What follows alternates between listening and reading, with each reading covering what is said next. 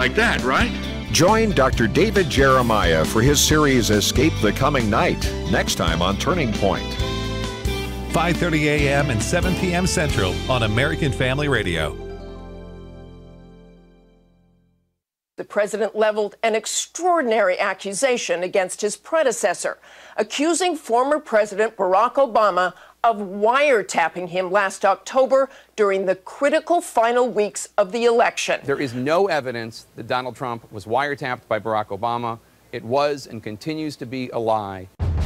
We have confirmation that Trump apparently was correct when he said over a year ago that he had people in his campaign that were under surveillance. We all now know who the informant is, and we know that that was just a fairy tale, that he's not some covert undercover agent. Yeah, we don't know what the truth is. So the whole claim that the media was circulating on behalf of the FBI that this was some sensitive covert asset turned out to be a lie. You can tell a victim that, this isn't a mugging, it's just a forced divestiture, but it sure feels like a mugging unless you can prove to the contrary. We've seen the less they come up with, the more they investigate instead of the opposite. Not because they're worried about national security, but because they're worried about themselves.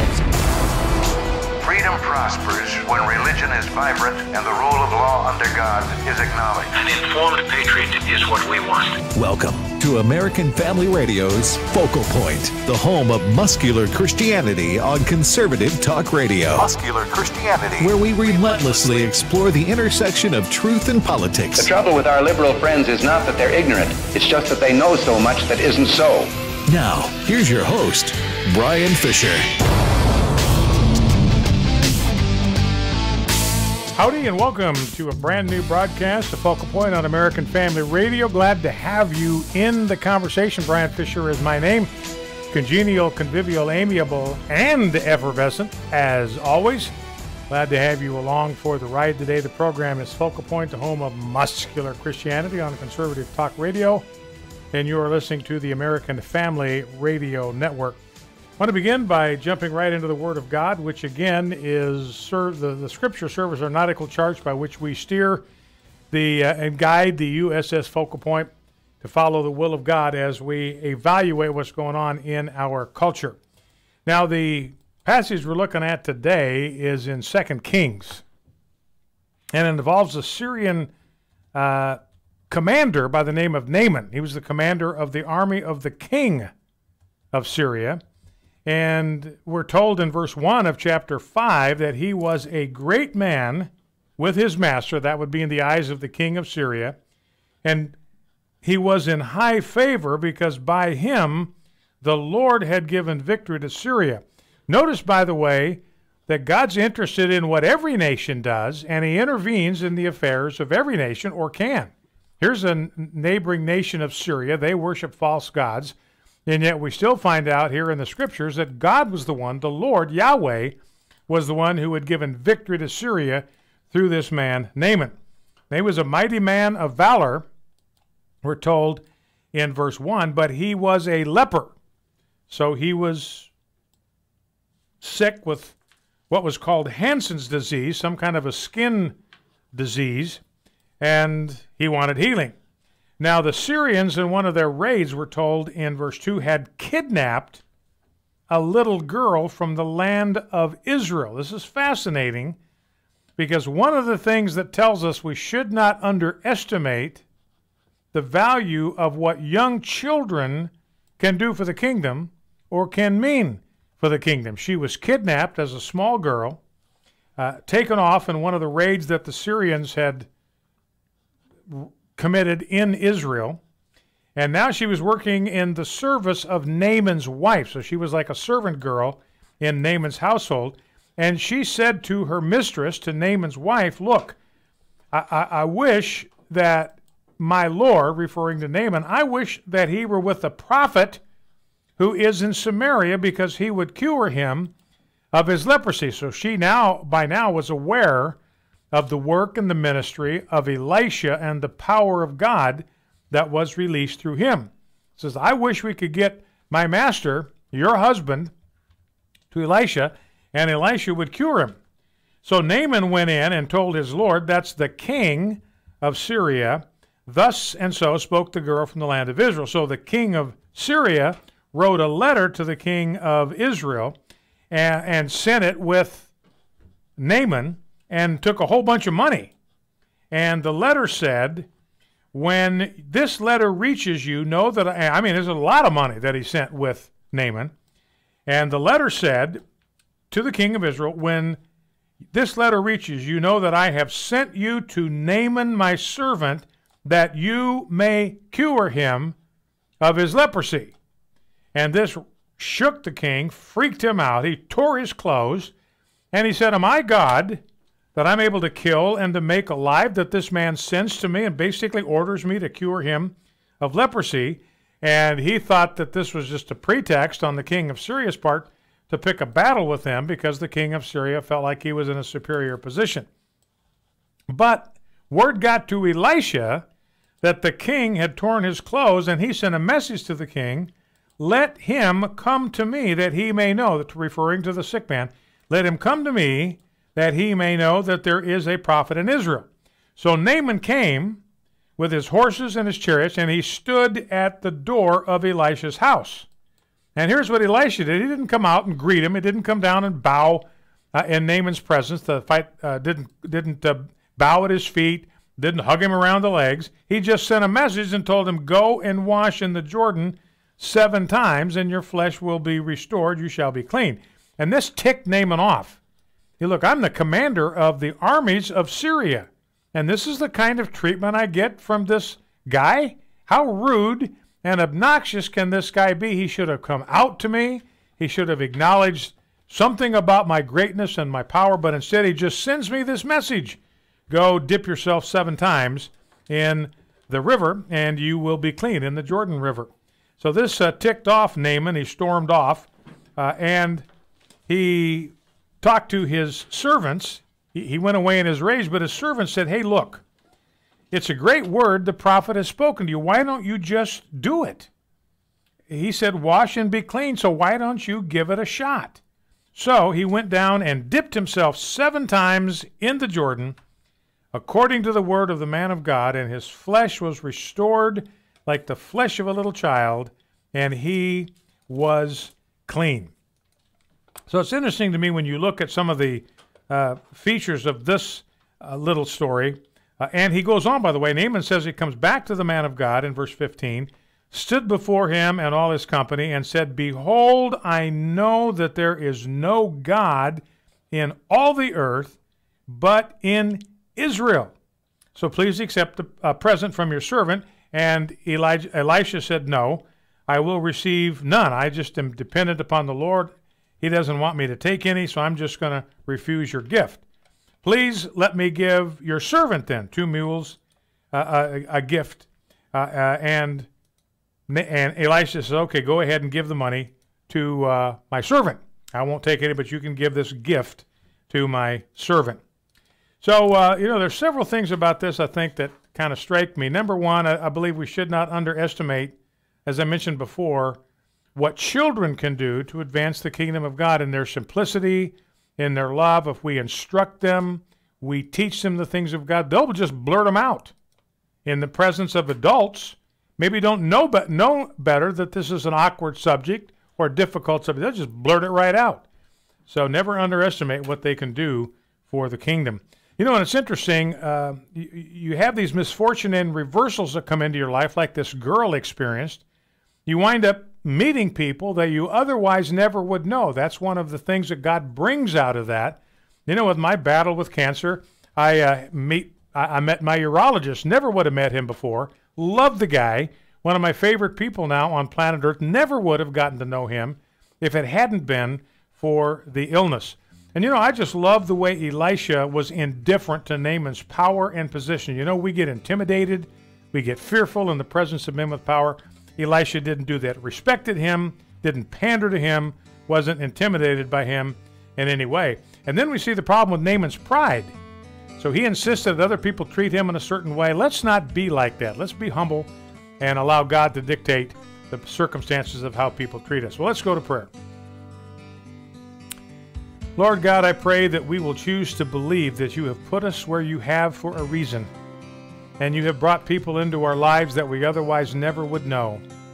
Open our eyes that we may be of service to those around us, like this little girl was to Naaman, and be able to point them to the true healing that is found in you. Lord, may we be able to respect all men, but not be intimidated by any. I pray that we will fear only you and seek glory and honor from you alone. The following is not an actor, but a real-life story from Trinity Debt Management. I had a lot of credit card debt and I couldn't pay my bills. I was feeling so bad. I got to a point where I needed some help. So I reached out and contacted Trinity. If you're in debt and you need help, call Trinity at 1-800-788-1813 to talk to a certified counselor. They were able to take all of my different payments and put them all together. Trinity will consolidate your accounts into one easy-to-manage monthly payment, put a stop to late fees and over-limit charges, reduce your interest, and possibly improve your credit score. You'll save thousands. And they were actually able to work with my creditors. I've been able to pay off close to $15,000 in the last 18 months. If your debt has you down, call Trinity at 1-800-788-1813. My name is Stephanie, and I'm debt-free for keeps. 1-800-788-1813. Behold, children are a heritage from the Lord, the fruit of the womb a reward. My name is Abraham Hamilton III, and this is the Hamilton Minute. Iowa lawmakers approved what is now the nation's strictest abortion law, in a move that clearly puts a Roe v. Wade challenge on the table. Iowa has now outlawed abortion once the baby's heartbeat is detectable. Doctors can typically detect a baby's heartbeat 6 weeks into a woman's pregnancy, which is why Planned Parenthood of the Heartland has admitted most abortions in Iowa would be illegal under the measure. There's a mounting wave of willingness to protect the most vulnerable among us. Praise be to God. Listen each weekday from 5 to 6 p.m. Central for the Hamilton Corner, or visit the podcast page at afr.net for more from Abraham Hamilton III, Public Policy Analyst for the American Family Association. This is Focal Point with Brian Fisher on American Family Radio. Howdy and welcome back to Focal Point on American Family Radio. Brian Fisher is my name. Good to have you in the conversation. Here's the latest update from Russia. Vladimir Putin has a brand new missile that he says has unlimited range. It crashed after flying 22 miles. So I think the image of Russia having this all-powerful military. You know, they do the May Day celebrations. They roll their tanks down the streets and march their soldiers in cadence. Want to impress everybody with just how mighty and powerful they are. I don't think they're all that powerful. I think they're a pretty weak military, actually.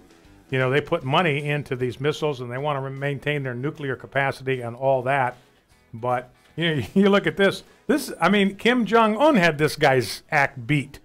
You know, all the squat. Kim Jong-un could get one 500-600 miles to Guam. Putin can't get one to go 30 miles. So anyway, that's the update from Russia. I had to laugh. I just saw a meme today on Facebook, and it had Putin's picture, and it said, if I could change the elections in America, I wouldn't have had Barack Obama for 8 years.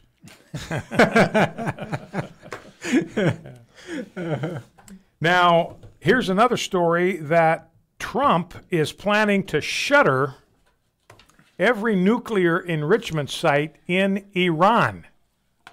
So Trump is aiming high here, go big or go home. He is going big.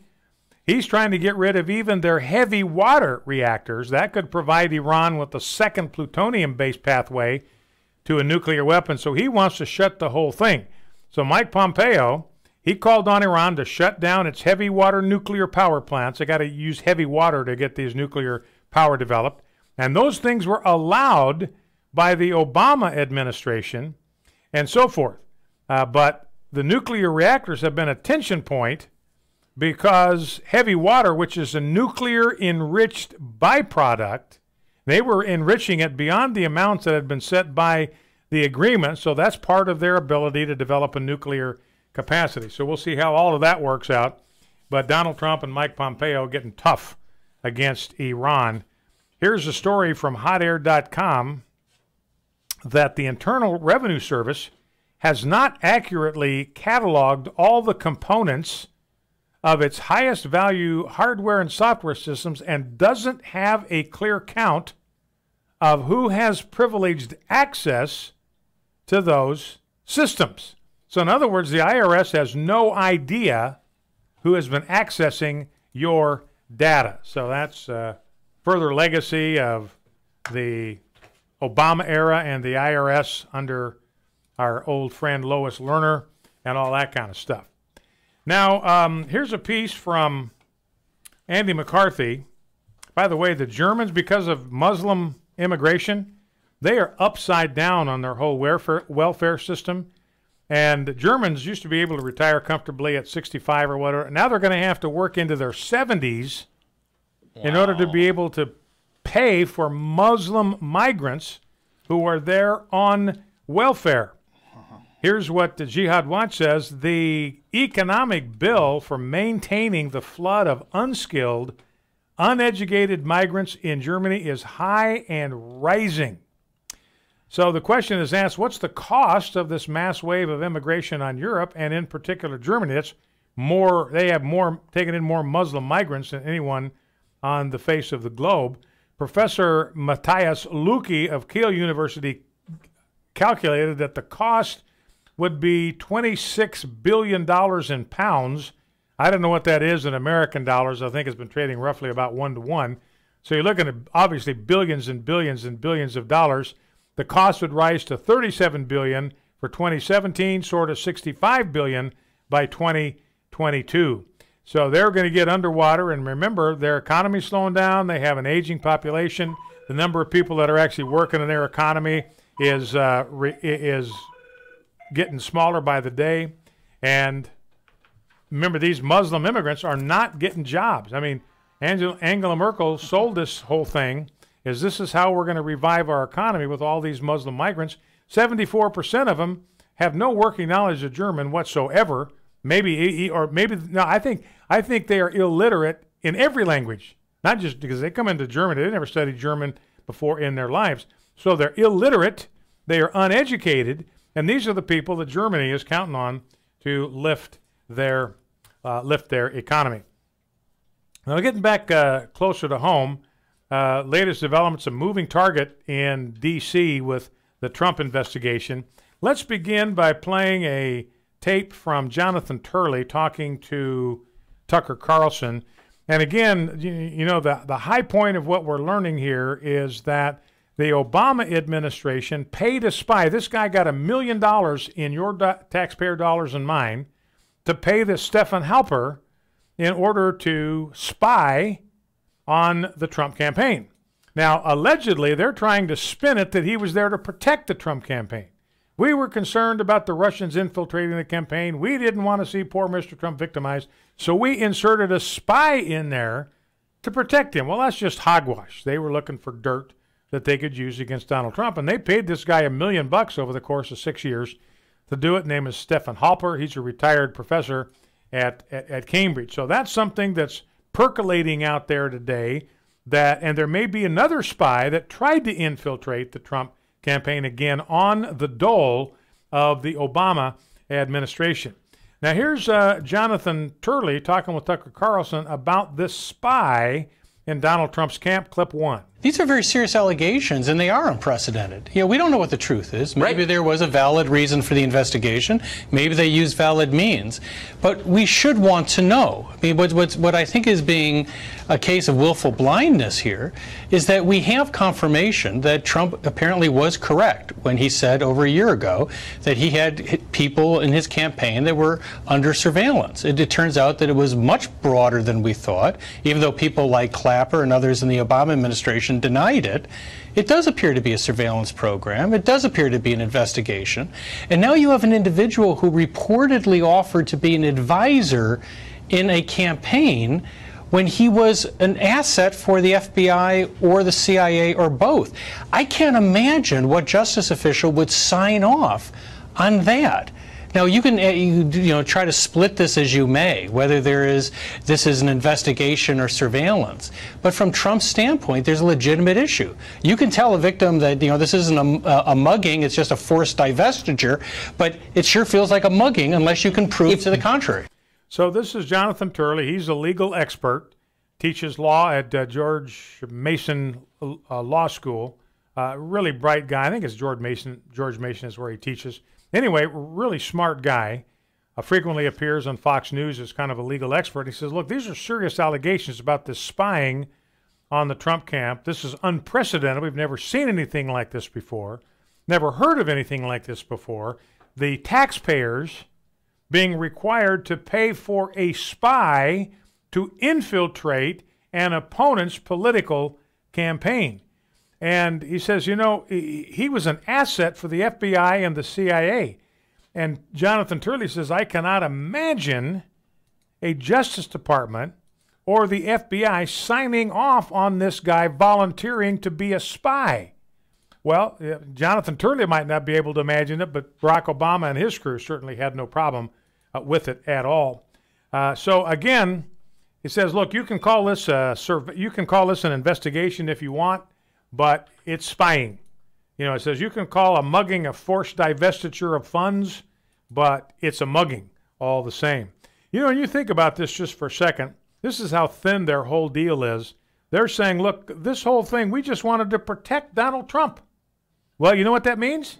Apparently they could care less about Hillary Clinton because they sure did not provide her with the same kind of protection. You know what I'm saying? They didn't have any spies in her camp trying to dig up dirt on her and protect her from the evil Russians. Now, here is clip number 2. This is Glenn Greenwald. He's with a website called The Intercept, and they're again talking about this investigation that Mueller is doing and about this spy that was in the Trump camp. And remember, they told us at the beginning, even Kimberly Strassel fell for this from the Wall Street Journal when she first broke this story. She said, I'm not going to tell you the name. I think I can suss it out. I think I can figure out who it is, but I'm not going to say his name because it could put his life in danger. And we know who it is now. It's Stephen Halper. Wasn't hard to figure out from all the stuff we were getting from the Washington Post and the New York Times. And here's what Glenn Greenwald says. Look, that was just a facade. That whole business about we wanted to protect this guy's identity because we didn't want him killed, that was just hogwash. That's just a smokescreen to cover their own criminal behavior. Let's listen. It's incredibly bizarre, Tucker, because for the last 2 weeks, all we heard from the FBI, and of course the media reported it uncritically, was that it was extremely dangerous to try and expose or determine the identity of this informant, because to do so would be to jeopardize his life, the life of other people, national security, all the things they always say when they want to hide from the public what it is that they do. And now that the New York Times and the Washington Post published huge amounts of details about this informant, making it incredibly easy to know that it was Stephen Halper, because the Daily Caller 2 days earlier had reported all the same details and named him. We all now know who the informant is, and we know that that was just a fairy tale, that he's not some covert undercover agent, but somebody who's a well-known CIA operative whose name has been repeatedly published in newspapers as a CIA operative and as a Republican operative for decades. And so the whole claim that the media was circulating on behalf of the FBI that this was some sensitive covert asset turned out to be a lie, and the New York Times and Washington Post knew that, which is why they did everything but name him by publishing all of the details to let us know who it is. All right, so that's fascinating. So the question then is, okay, why would they do this? Why would they try to convince us? We'll come back with this after the break. We'll play this soundbite after the break. But the question is, well, why would they do this? If this guy's been a known CIA operative, he's been in the news for decades, everybody knows he works for the CIA, why would the DOJ and the FBI try to convince us that this guy was some kind of undercover operative? This is like the Valerie Plame story. Remember, Valerie Plame wasn't an undercover agent. Everybody had known who she was. She'd been outed for years by Richard Armitage. There wasn't any secret about what she was. She wasn't working clandestine. Her life wasn't put in danger when her identity was revealed. So you got to ask yourself the question, well, why would the DOJ do this? Why would the DOJ try to convince everybody You know, and even Andy McCarthy was reluctant to mention this guy's name. Kimberly Strassel was reluctant to mention this guy's name.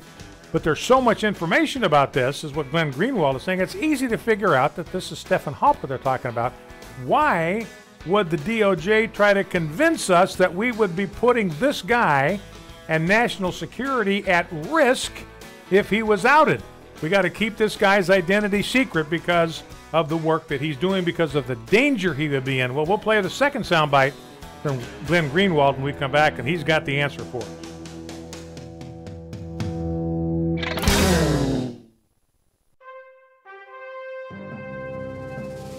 This is Dr. Richard Lamb, president of Southern Evangelical Seminary. Welcome to Bringing Every Thought Captive. Well, somewhere, Al Gore is shocked. I say shocked. Mr. Global Warming is having to deal with a really inconvenient truth. And that is that from February of 2016 to February of 2018, the global average temperatures dropped by 0.56 degrees Celsius. That's the biggest two-year drop in the past century. And the news has not reported it at all. In the 3 weeks since Real Clear Markets first ran the story, no other news outlet has picked up on it. Not one. And yet, it's big news. This is a 2-year stretch of cooling. Now, this does not mean that global warming is a hoax, but it is a reminder that climate models are notoriously faulty. There was a study published in the American Meteorological Society's Journal of Climate showing that climate models exaggerate global warming from CO2 emissions by as much as 45%. You see, with climate models, garbage in means garbage out. And so if the material that's put into the computer model is biased, what comes out is biased and wrong. There was a study done in the Journal of Nature Conscience that found that climate models were faulty, and that, as one of the authors put it, quote, "We haven't seen that rapid acceleration in warming after 2000 that we see in the models," end quote. That's a huge understatement. And the University of Alabama Huntsville has found that the Earth's atmosphere appears to be far less sensitive to changing CO2 levels than previously assumed. But you haven't heard that in the national media either, because it doesn't fit their propaganda. Facts are stubborn things, and facts will out. This is Richard Land.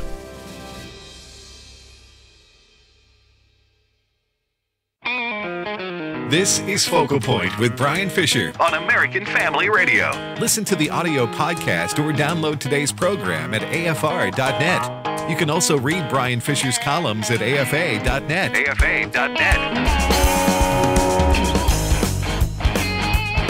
Brian Fisher here, and welcome back to Focal Point, American Family Radio. Alongside me, Jeff Reed and Rob Gardner, to help us stay on track here. Wait a minute. Us? Yeah, you're counting on the wrong. Seriously? No. See, the way you guys help me stay on track is you guys are so all over the place that it forces me to concentrate. Oh, yeah. So it improves my concentration and my clarity. I see. Yeah, there you go. So. Now we know. Now, we had some fun with that Laurel and Yanny thing. In fact, we settled that. Remember, I settled that issue once and for all, that what we were hearing was Yerny. That was the answer. That was the ultimate solution to that. It wasn't Laurel. It wasn't even Yanny. It was Yerny. So we settled that right here. Now, here's a similar question. Listen to this soundbite. Is it Barack Obama, or is it... No, some people are hearing Obama and some are hearing Hillary. Okay, so some people are hearing Obama and some people are hearing Hillary. Yes. So we'll let our listening audience weigh in on this. Criminal. Criminal. What'd you hear? And some people are here in prison. You have been a bad boy, Jeffrey. I had no idea. Jeff just said, "Hey, I've added a soundbite to the rundown." Okay, great. Let's do it. Criminal. Criminal. Oh man, you've been a bad boy, Jeffrey. Oh boy. That's the danger you're in when you turn Jeff Reed loose to do things and you don't monitor him very carefully. Somebody on the Facebook Live is saying they're here in prison. Okay. All right. From the ridiculous to the sublime, We were going to play this second soundbite from Glenn Greenwald, and he's explaining why the security services like CIA and FBI would try to convince people that you can't mention this guy's name because it would compromise national security. Here's what he says, clip 3. This is what the intelligence community does, Tucker, and I've been trying to essentially make this point for 18 months now, as we've been told we're required patriotically to accept whatever it is that they say. I spent 3 years reporting on the NSA. They constantly said that it would be a crime if we divulged this information, that it would endanger people. As we reported on it, nobody was ever hurt. They were trying to cover themselves and their own wrongdoing and not the national security of the country. And that's the same here. You have people like Mark Warner and inside of the FBI and Justice Department who don't want us to know the name of the informant, not because they're worried about national security, but because they're worried about themselves. And that's why they're using the language they always use. You're going to be engaged in espionage. You're going to be jeopardizing lives. This is what they always say. And the reason why I think the media deserves criticism is because the media knows better than anybody that when they say that, they're in the vast majority of cases lying and trying to cover for themselves. Yeah. And so the point that Glenn Greenwald made is, what's kind of phenomenal, if you look at it objectively, is why the media would go along with this charade. I mean, everybody knows who it is. Normally, the media, they want to break the scoop. They want to break the name. They want to identify the secret. So why wouldn't they?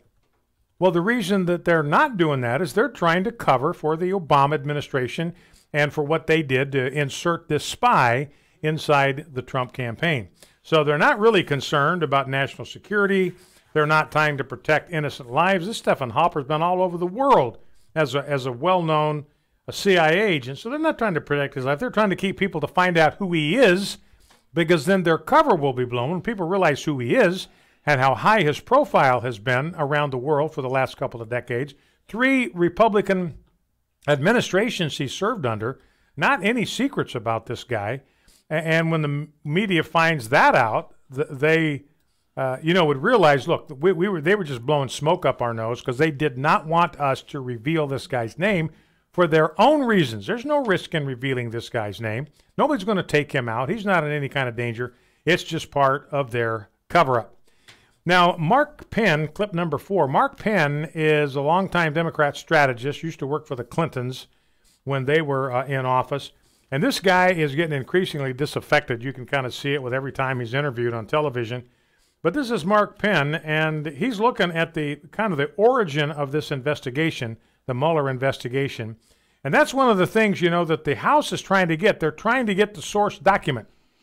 Give us the source document, the scope memo it's called, for how this investigation got started. What's the scope memo? They've never seen it. They've never seen anything but a highly redacted form of it. So tell us, just show us the document that outlined the scope of Mueller's investigation, because he's all over the place. He's going after Manafort for things he did back in 2006. I mean, he's just all over the lot, way outside the channels and the perimeter of his investigation. So they wonder, how in the world are you justifying giving this guy so much rope? So anyway, here's Mark Penn makes an interesting observation here, clip 4. There doesn't seem to be a real concrete intelligence origin for this investigation, and without a foundation, one wonders, what did we spend an entire year on? What did we disrupt everyone who was in the campaign, everyone who was in the administration? We've seen the less they come up with, the more they investigate instead of the opposite. The deep state is in a deep state of desperation. If this report is really critical of Comey and others in the intelligence community, it will open a floodgate against them. And if you go back and read the McCabe report, you have never seen anyone document tick-tock, minute by minute, as this guy Horowitz does. So either that's going to come out, and I think Comey will be knocked out as a witness, and gone will be obstruction with justice, and a lot of other questions will get asked. So it's interesting. So Mark Penn, saying there's no evident intelligence origin for this investigation into Trump. Remember, they started a counterintelligence investigation with no realistic showing of what kind of intelligence they were trying to gather. What are they trying to counter? So there's no real concrete intelligence origin for this whole investigation. what we have been saying from the very beginning, more and more people now beginning to recognize it. It's becoming circulating more widely in conversation and all that kind of thing, that this investigation was flawed from Jump Street. It was flawed from the get-go. It was illegal from day one, because the law that stipulates that you can have a special counsel requires you to identify the crime that the special counsel has to go investigate. They've never done that. They've never identified what crime is Mueller supposed to be investigating. If you don't have a crime for him to investigate, it is illegal to start a special counsel investigation, because it's just going to be a snipe hunt. It's just going to be a fishing expedition, and that's what we have seen. And he says, what Mark Penn says, look, the less they come up with, the more they investigate. The more investigations they start, the more people they try to rope in and hang a cloud of suspicion over them. It's sort of like a guy who, when he loses sight of his destination, he redoubles his efforts, loses sight of his goal, and he redoubles his efforts. And that's what Mark Penn said. It's like what Robert Mueller is doing. They have nothing. The less they come up with, the more furiously they try to run in a little hamster cage and try to get something done. And he says, look, this is an indication that the deep state that's out to get Donald Trump, these Obama holdovers that are buried in the bowels of the federal government bureaucracy, that are working there, toiling down in there to unseat Donald Trump, to interfere with his administration, to discredit him, to invalidate him, ultimately to get him impeached or forced into resignation. They're desperate now, because their plan, they were going to get rid of Trump. They thought it wasn't going to take them 3 to 6 months to get him out of there. Now we're well into the second year, and they're nowhere. In fact, they're further away because Trump's poll numbers are staying up. In fact, they're growing virtually by the month, and they're realizing, look, we're not getting anywhere, and this is the only card we had to play. The only card we had to play was this collusion between Trump and Russia. And now there's nothing there. We can't play that card, so they're getting increasingly desperate to try to make something out of nothing. So, of course, that's good news if you care about the truth. This Inspector General's report is about to drop. That's one of the things that Mark Penn is referring to here.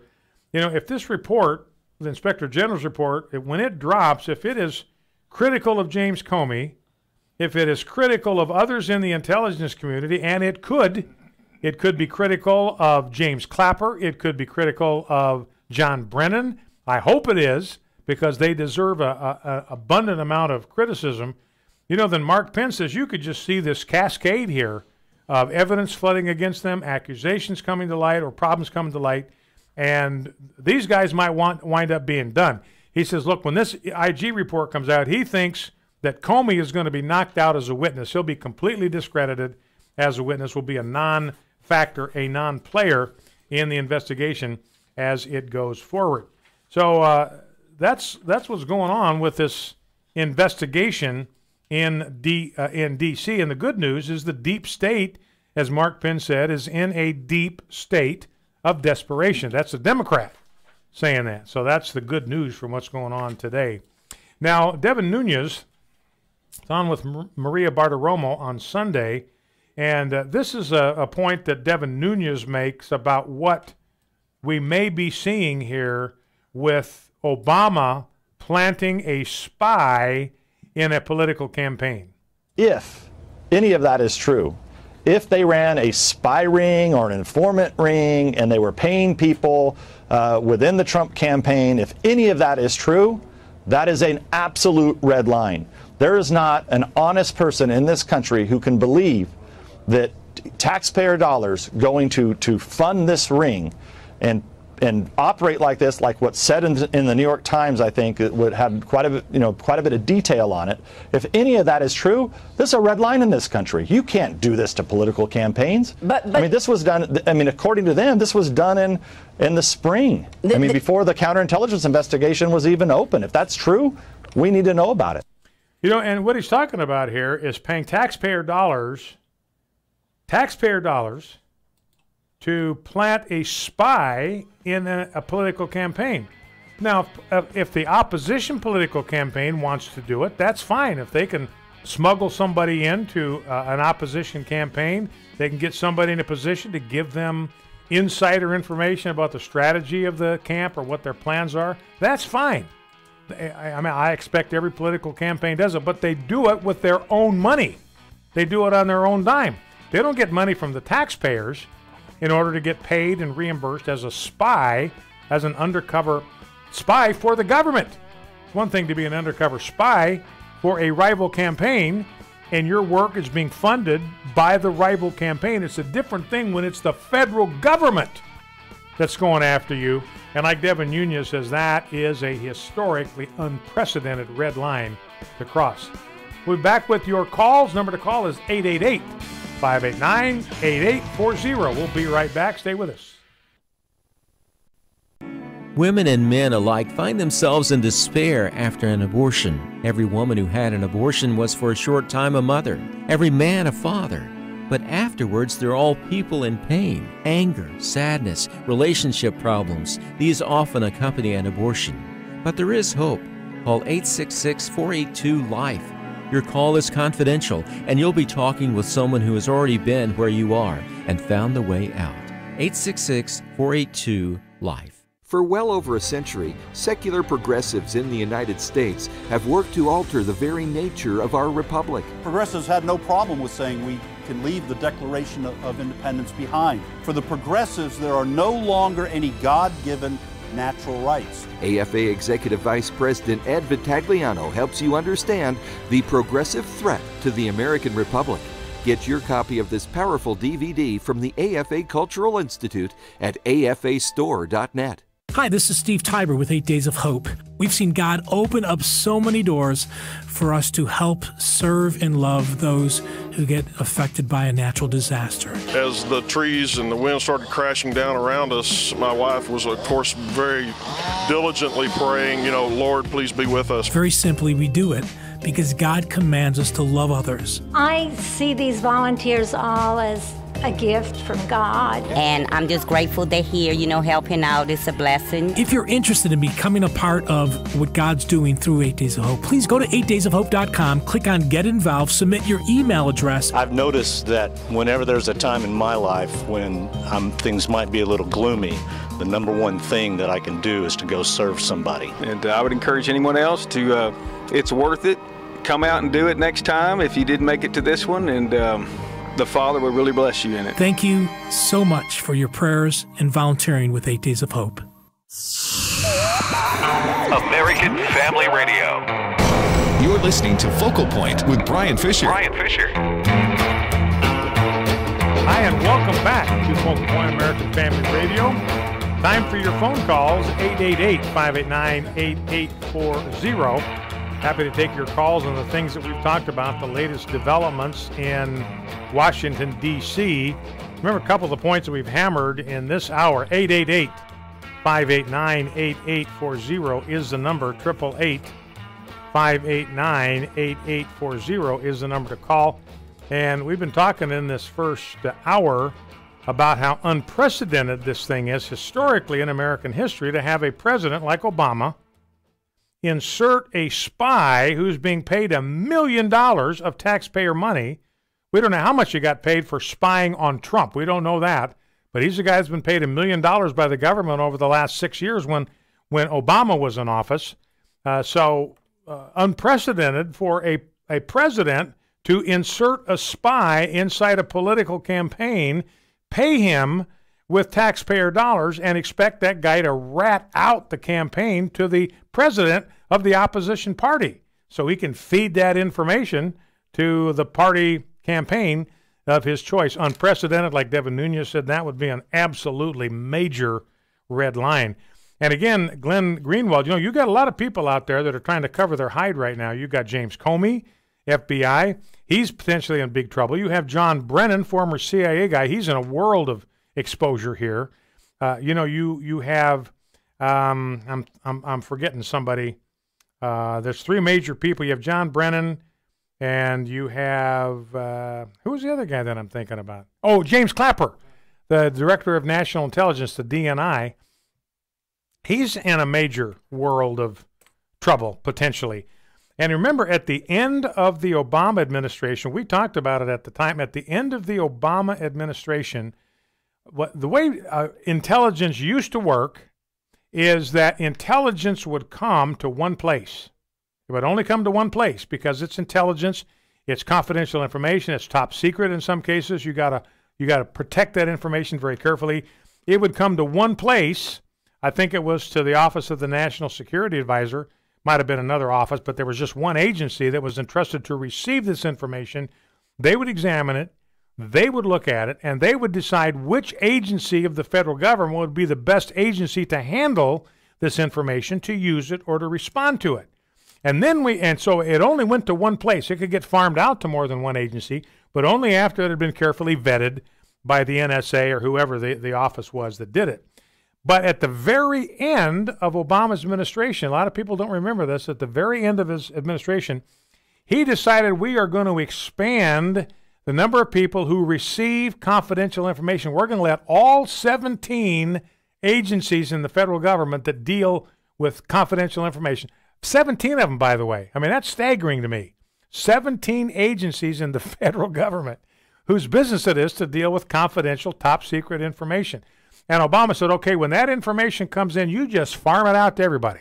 All 17 of them are going to get it. Now, why would he do that? He didn't do that before he left office. He did it right at the end when any information came in about him wasn't going to be shared. He was, again, trying to make it possible to get dirt on Donald Trump and get that disseminated through the deep state, which he controlled at that time, as rapidly as possible. You know, and Brennan and Clapper, they were hip deep in all that, and James Comey hip deep in all of that kind of subterfuge. All right, let's go to the phones. The number is 888-589-8840 is the number to call. Grab a call from Edward in Mobile, Alabama. Welcome, Edward. What's on your mind? Talk to me. Yes, sir. I was just thinking, and I've been thinking this all along, when Obama's trying to do this to undermine a sitting president, that ought to be considered treason, in my estimation. Not only that, but during his presidency, he was not that supportive of American beliefs and standards. I think he was definitely a Muslim. He said so many times by his own mouth that he would, if things turned the other way, that he would definitely be on the side of the Muslims. So it's not just a gut feeling. It's just the way I feel about it. Mm-hmm. Well, I understand your reaction, Edward. Completely understandable, and I think that to be technically correct, I don't think it would be treason, because treason means you give aid and comfort, kind of covertly, to our nation's enemies. And so maybe Obama did things like that. I mean, when you look at some of the deals he's struck, I mean, there's no question that his policies, for instance, helped Iran, gave him billions of dollars and, you know, pallets of money and cargo planes. So there's no question he helped them, but that's not really treason because he's not doing it covertly, and we were not technically at war with these nations. That's what you have to do to commit treason, be in a war state, a military state of engagement, and you're providing active help to those who are enemies. But I do think, Edward, what he's done certainly committed impeachable offenses. And remember, impeachable offenses are high crimes and misdemeanors that are political in nature. You don't have to commit a legal crime, a crime, to be subject to impeachment. It's a political crime where you have so violated the trust of your office that you deserve to be tried and removed from office if convicted. And I think you could make a case that Obama has certainly done that. You know, Andy McCarthy, who's one of my favorite legal experts, he wrote an entire book justifying an impeachment case against Barack Obama. But the problem was there wasn't any will to pursue that. You had nobody that was interested in doing something with that. He laid the whole thing out. I mean, it was spelled out. That was like a playbook for how to launch an impeachment investigation of President Obama and put him on trial, but nobody ever picked up on it. All right, Lynn, let's go to you in Norman, Oklahoma. Welcome. What's on your mind? Well, it's a rhetorical question, but what was it that Richard Nixon got in trouble for? Isn't this a lot worse than that? Yeah. You know, with Nixon, it was like a third-rate burglary. And again, it's the standard deal where it's the cover-up, it's not the crime. That's what happened to Nixon, is it was a third-rate burglary. And there's no indication. I mean, Nixon had no idea it had happened. He had no idea that these people were planning it. He didn't know anything about it after it had happened. So he wasn't involved in that thing at all. But he got involved in trying to conceal that information from the public. And that's what brought him down. I mean, there's this ridiculous little third-rate burglary that wasn't even successful. They didn't even get anything out of breaking into the DNC offices that they could actually use. And it brought down a sitting president. And you're right, Lynn, what President Obama's high crimes and misdemeanors, political high crimes and misdemeanors, far worse than anything that Nixon was responsible for. Let's go to Pat in Wichita. Welcome, Pat. What's on your mind? Talk to me. Hey, Dr. Fisher, how you doing? Hope your health is well. Just wanted to tell you, bless God, thank you for your ministry and your radio. Thank you very much. I got to jump back to work, so I want to make this one as quickly as possible. Okay. Number one, Ronald Reagan, when he was doing the Iran-Contra, now that we have Ollie North over at NRA, didn't they say with him coming out, I was a little grade school kid back at the time, they said that he was either inept and didn't know how to run the presidency because he had a cabal running up under him doing the Iran-Contra scandal, so he shouldn't have been fit to be president, or number two, he knew about it and he was lying, hence still unfit. That's the same thing with Barack Obama. Now, as a black person, I'm sitting here trying to figure out why was it that Hillary Clinton, on the night of the election, was crying and couldn't even come out. They had to send out Podesta. Why was she breaking down so much? Why did she say, according to some books and articles that were written, I'm sorry, Mr. President, or if this guy wins, we're going to be hanging from nooses? I thought it was because she had to give back all the money to the people that were funding the Clinton Global Initiative or whatever that thing is.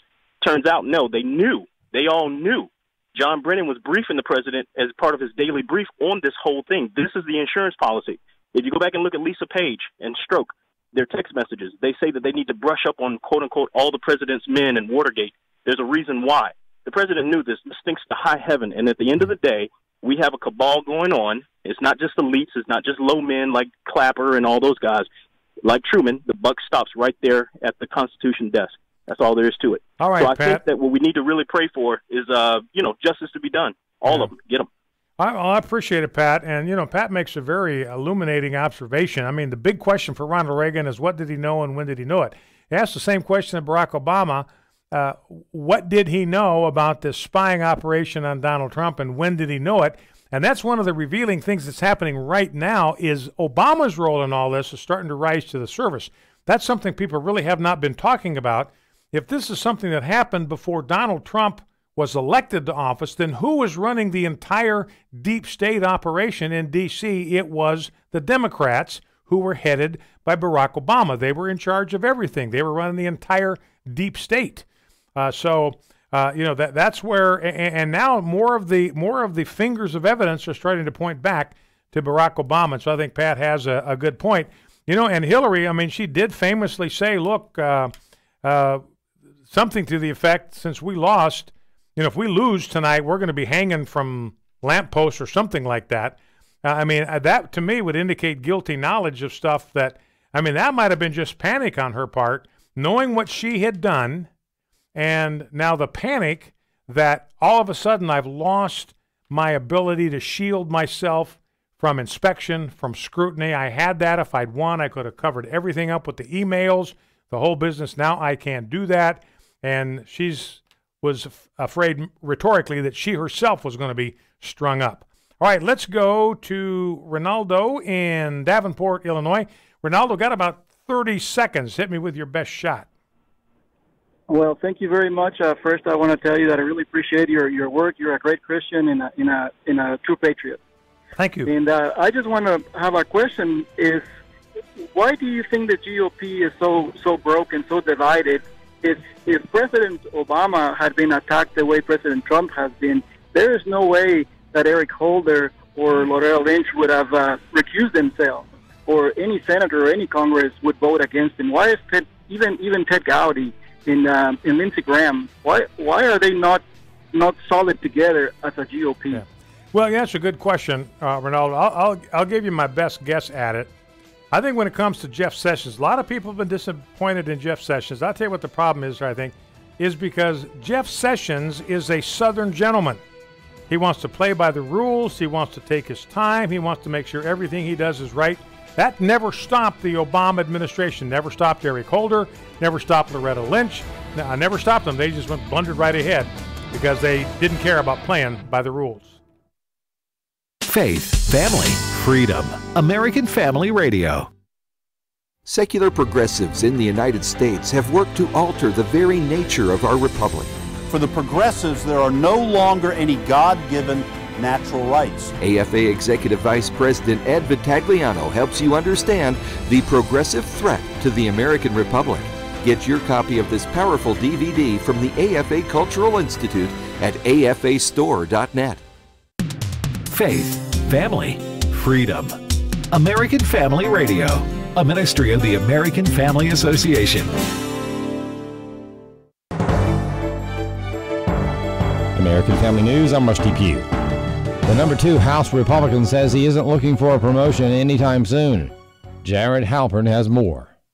House Republican leader Kevin McCarthy says there's no truth to reports he's been considering a plan to force a new vote for Speaker before the midterm elections. I read that report. The report's not true. When they brought it to me, it's not true. McCarthy dismissed suggestions Speaker Paul Ryan's leadership is limited. I just think if you look at what we're doing this week, from Dodd-Frank reform becoming law, right to try becoming law, NDAA, prison reform, it's a clear example that none of that is true. Ryan is not running for re-election, but says he intends to finish his term as Speaker. On Capitol Hill, Jared Halpern, Fox News. Following the failure to pass the Farm Bill last week, members of the GOP are looking for a solution to get enough votes to pass the legislation in June.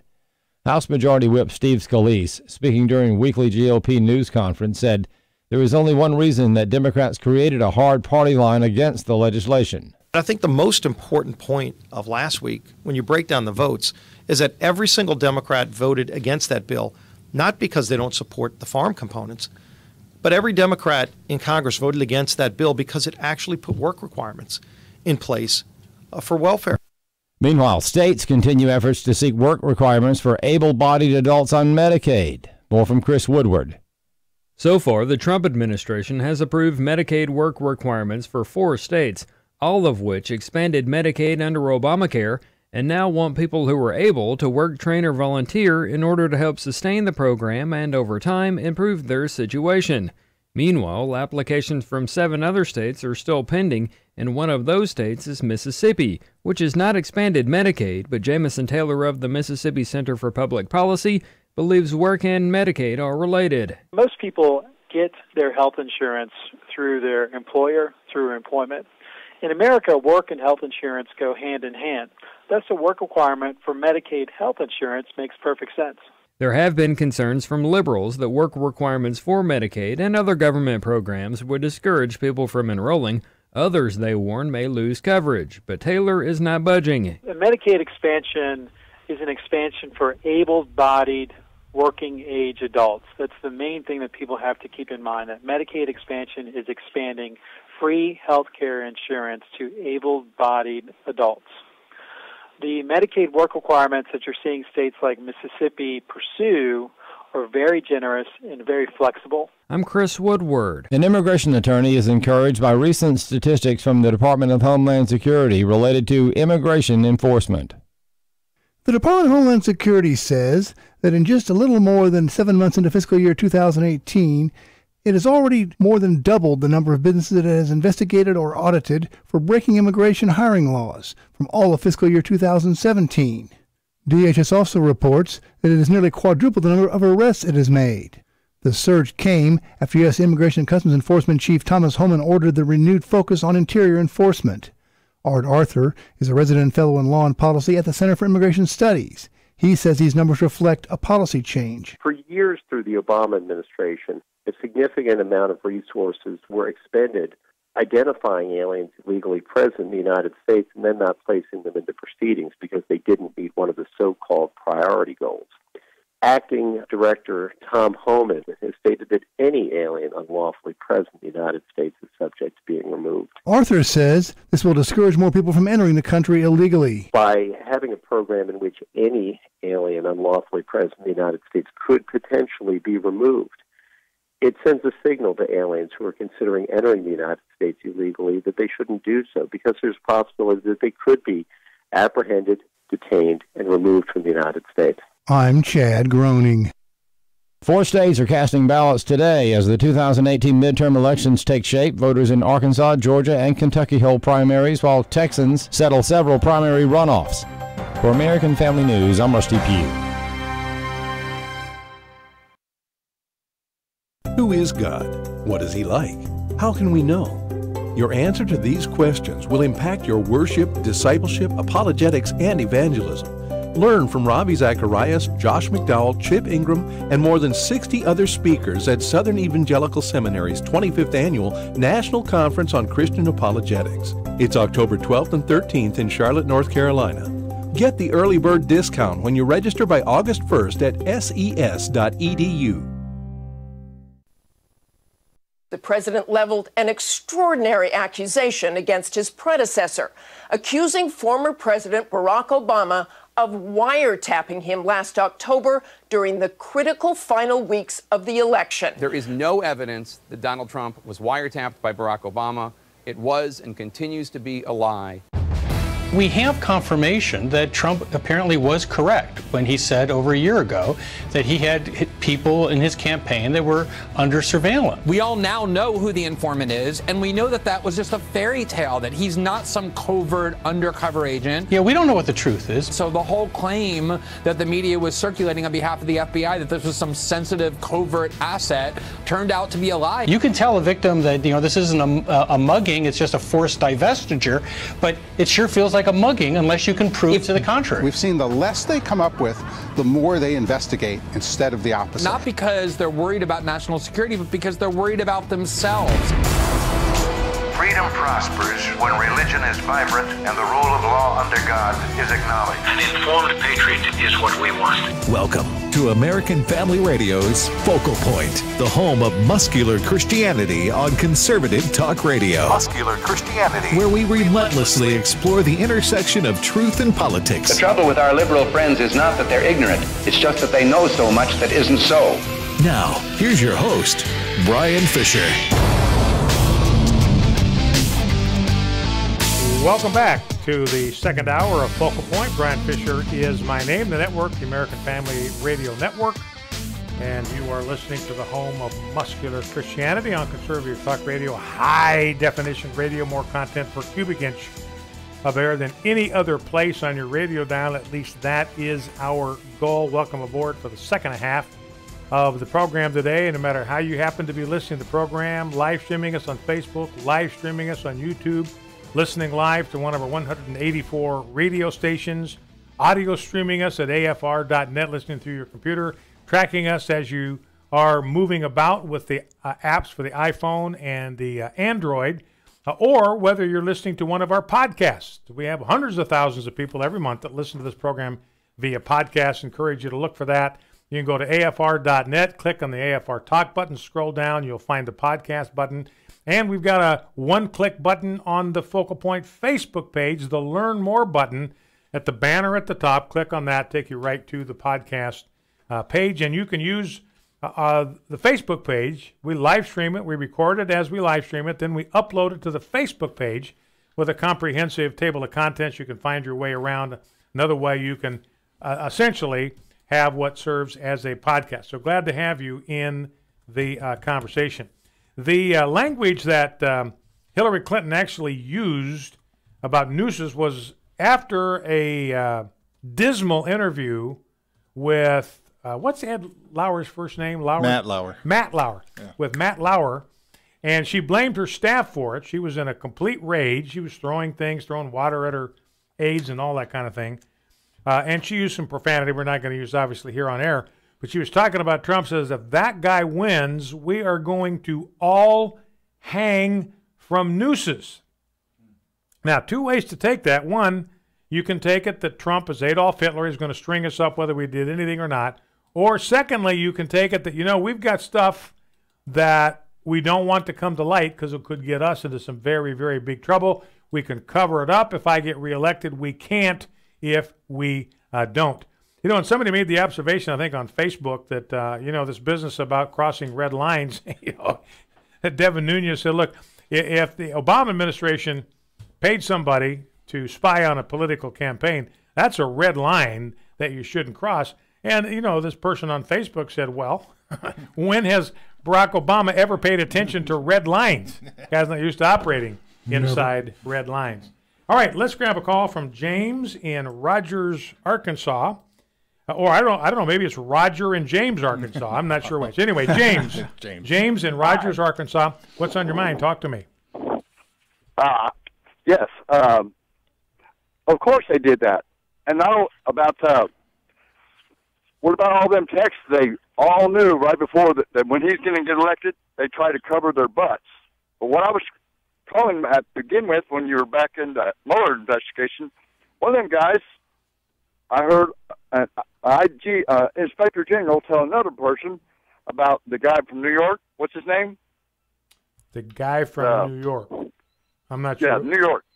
I'm not sure. He's on the Mueller team, and he went ahead and prosecuted somebody that he knew was innocent. Now, how can somebody even be in government that way? Shouldn't that be a crime to prosecute somebody that you know is innocent? The judge reprimanded it and wanted him disbarred, but his crony friends got him snuck out of it, and then now look where he's at. He's at the top of that top floor. But what about all them text messages they were sending each other?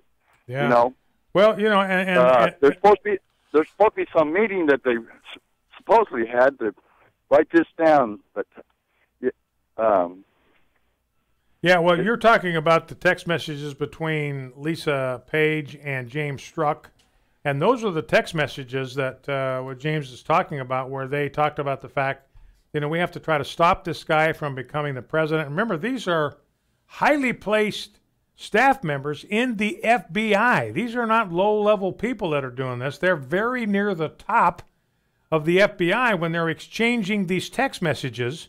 They're talking about having conversations in McCabe's office, Andrew McCabe's office, who was the deputy director of the FBI at the time, one step from the top office in the land, and they were having these conversations in McCabe's office about how they could keep Donald Trump from winning, trying to come up with an insurance policy in case he did. Well, what's an insurance policy means? That means our job was to keep him from getting elected. We couldn't stop him, so now we've got to develop an insurance policy to try to take him out. I mean, there's nothing about graciously conceding defeat, recognizing that this man was elected by the constitutional structure that we have in place. Nothing about that. We got to have an insurance policy so we can continue to try to kneecap him after the election. So those are things that need to be investigated. And, you know, when those texts came out, they got demoted. Strzok and Page got demoted. Well, Strzok did at least, because they clearly realized that there was a bias here that was just unacceptable. Even Comey could see that. I think Comey probably did it just to kind of cover himself, because obviously if they have the permission to do that in the office of the deputy director, there's an atmosphere that's been created by the guy at the top of the pyramid that's responsible for that. Now, Andy McCarthy in a piece today, I read pretty much everything Andy McCarthy writes because he knows all the legal ins and outs and all that kind of stuff.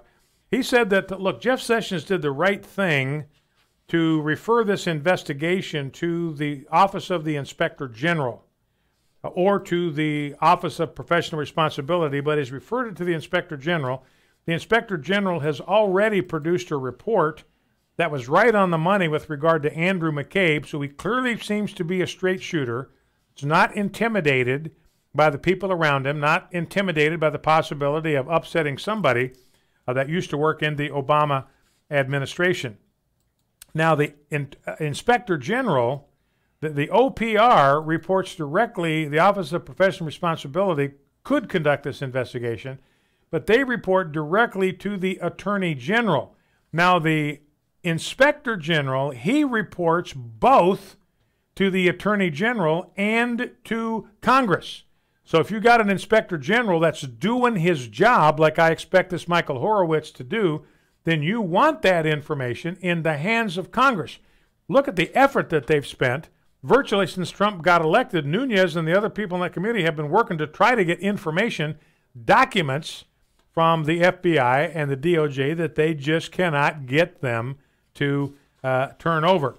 So Andy McCarthy does kind of take a rod to Jeff Sessions' backside in this column. He says, look, Sessions needs to be public and vigorous about his determination to get to the bottom of what happened. Sessions needs to assert himself, making clear that the department will scrutinize credible allegations of political spying and will cooperate with congressional committees. So even Andy McCarthy, who is a gentleman from the word go, even he is getting a little bit impatient with Jeff Sessions, saying, look, this guy needs to step it up and get the job done and make it clear to everybody that he's dead serious about getting to the bottom of what's going on. And Andy McCarthy says Horowitz has earned a reputation for probity and fact-driven independence. That's a high praise from Andy McCarthy. So I think my feeling would be, in the Inspector General's office, this investigation is in good hands. Be right back.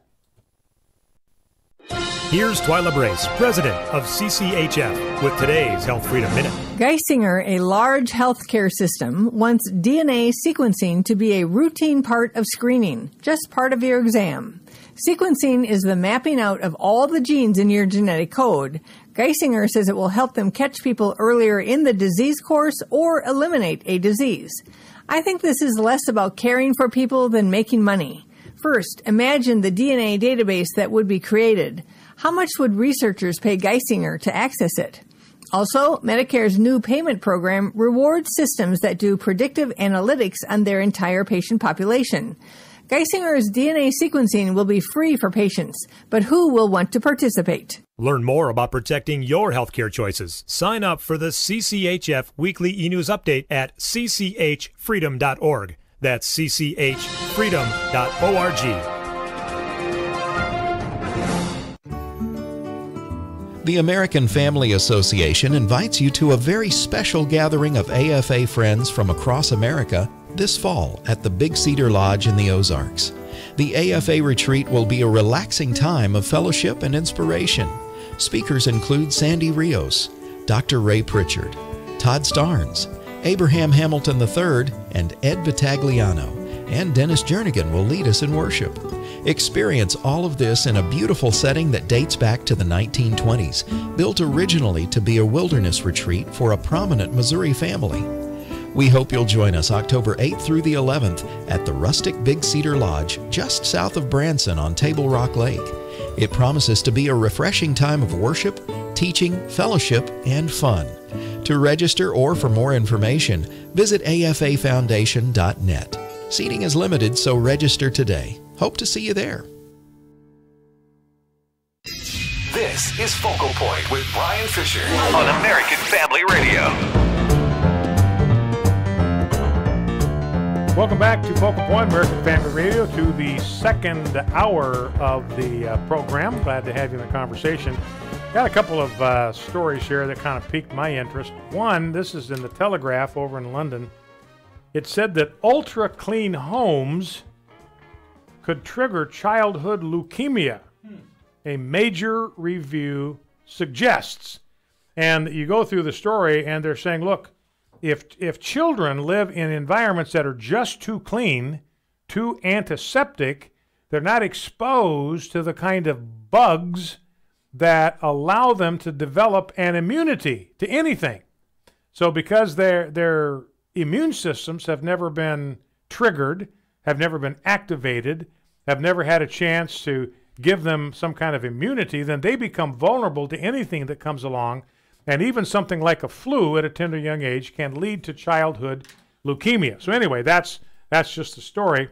But I got to tell you, I took heart from this. You know, because I remember back when I was a single guy, you know, I'd clean my apartment and cotton pick. 6 months later, I'd have to clean it again. But now I realize I was just looking out for my own health. Yeah, there you go. Good thinking. Yeah.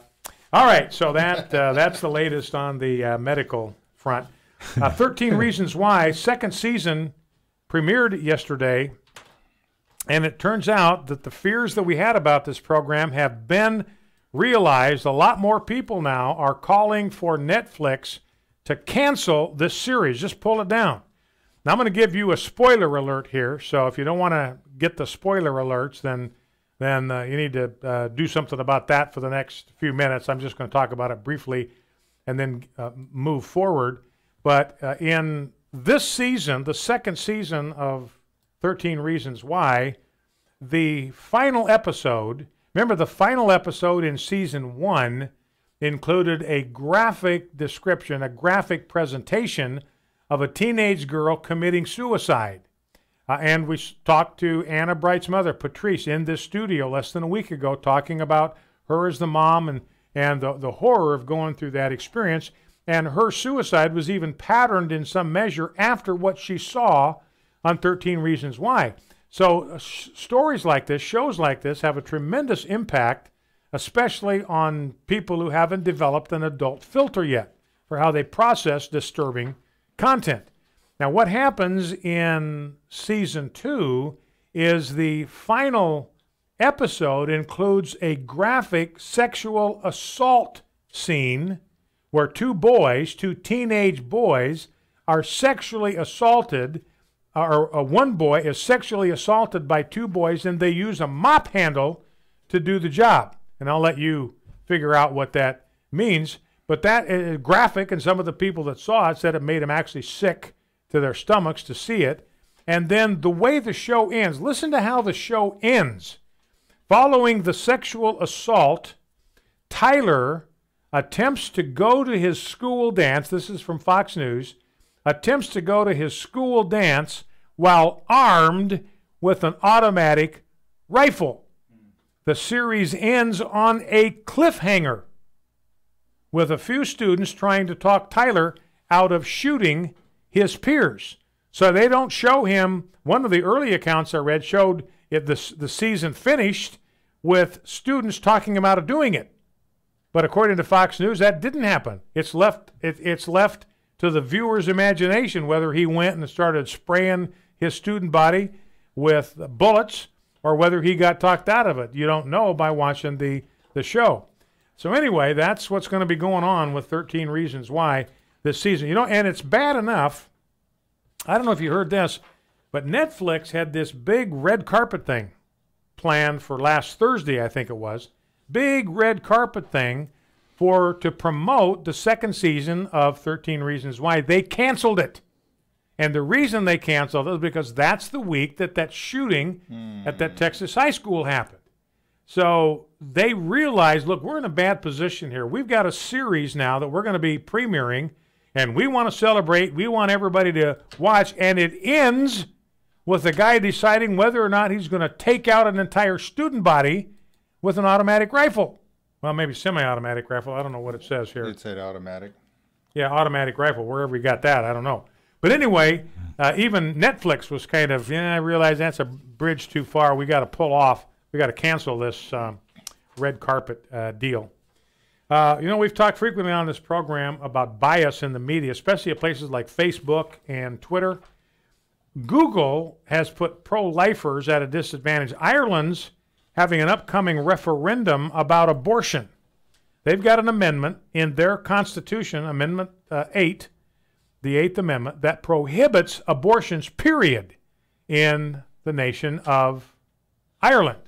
Now, their effort is being made to get that changed, so there's a referendum on the ballot to try to cancel the Eighth Amendment in the Irish Constitution. So there's obviously two sides to this issue. Now, and the pro-lifers, they're active and they're visible over there, but they're at a disadvantage. They've got a wall of opposition. First, the media is just about uniformly pro-choice, and they've covered this whole debate, the whole controversy, from a decidedly pro-choice angle. I'm sure they've been playing up all of the misfortunes for women that are caught in that position, the terrible choices they have to make about getting punished with a child, as Barack Obama put it, and all that kind of thing. So they're up against the media, which is as uniformly pro-choice there as it is here. And then every major party in the country of Ireland has come out in favor of removing protection for unborn human life.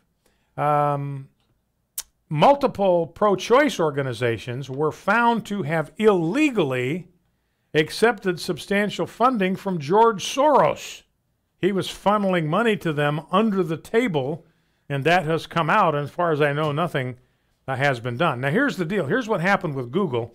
On May 8th, the No campaign, these are the people working to protect human life and to resist this referendum. The No campaign placed a substantial online ad buy with Google. Less than 24 hours later, according to the Daily Signal, Google announced that it was suspending all advertisements related to the referendum within Ireland until the referendum was complete, which effectively locked both campaigns out of advertising on their platform. But the problem was, and Google knew this, by that point, the Yes side had been lobbying online for weeks. They'd been advertising on Google for weeks. Google knew this. They have much more money to put into this campaign because of George Soros and other groups. And so it's like Google waited until the pro-life group decided, or finally got enough money together to be able to invest in online ads, and then they shut the whole thing down, again, on the grounds of fairness and equality to both sides, but it wasn't extremely unfair. The Yes campaign had been able to do online advertising for weeks. Soon as the No campaign starts, they shut them down. Now, you might have heard about this. This is not your father's Boy Scouts of America. As you're aware, Boy Scouts of America are now allowing homosexuals in the Boy Scout troops, Boy Scout movement. They are allowing homosexual scoutmasters, and now they are allowing girls into the scouting movement. They're changing the name from Boy Scouts USA to Scouts USA. So now you've got this jamboree coming up. They have an international jamboree every so often. They've got one this year, and it's scheduled for 2019. It's a year from now, and it's scheduled for West Virginia. So this is their international jamboree, so scouts come from all over the world to attend this thing. And the scouting organization has just issued a new mandate that condoms must be made available to, quote, all participants, end quote, of its global gathering. So remember, this jamboree, this includes Cub Scouts. I mean, how old do you have to be in Cub Scouts? I don't know. It's young. 6, 7 years old. So they're going to have 6, 7-year-old kids there at this jamboree.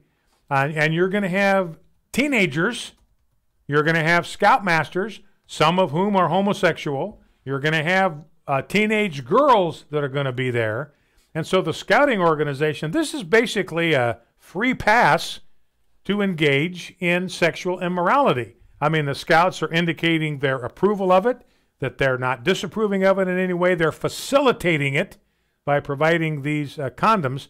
And I think the rule is that the host country, let me see if I can confirm that, I think the host country has to provide the condoms. So the scouting organization is not even going to provide the condoms. It's a demand that the World Scout Committee places on any host country. So West Virginia or the United States is going to have to cough up the money to provide condoms for every participant at the Jamboree. And I don't know, they have tens of thousands of scouts come from all over the country. So again, you know, and you know, the Boy Scout motto is, on my honor, I will do my best to do my duty to God.